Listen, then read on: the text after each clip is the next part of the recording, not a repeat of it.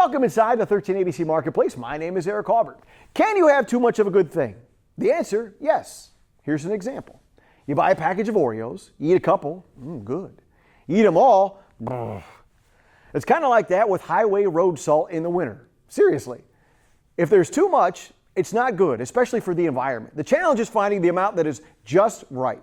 And we meet a couple of local individuals trying to do just that inside today's 13 ABC Marketplace. So at the University of Toledo, we study the ecological impacts of road de-icing salts. And so I have been studying the ecological impacts of de-icing salts for about 10 years now. I'm Bill Hintz. I'm a scientist and professor at the University of Toledo. When they get into freshwater ecosystems, we see some pretty substantial changes.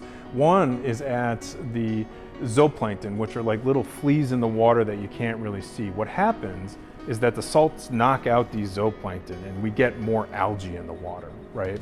And so that can be bad for fish because the zooplankton eat the algae, the fish eat the zooplankton, bigger fish eat the smaller fish which eat the zooplankton. So we get this kind of what we would call a cascading effect in science. I'm very passionate about protecting Lake Erie. I'm Alex Litton. I'm a trustee in Jerusalem Township.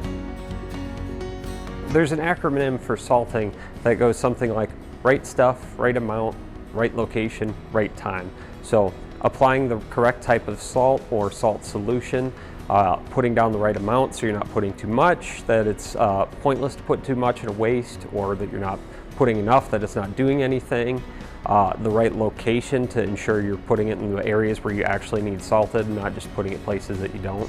And then the right time, that can vary a lot on what storms, rainfall, etc. There's many factors.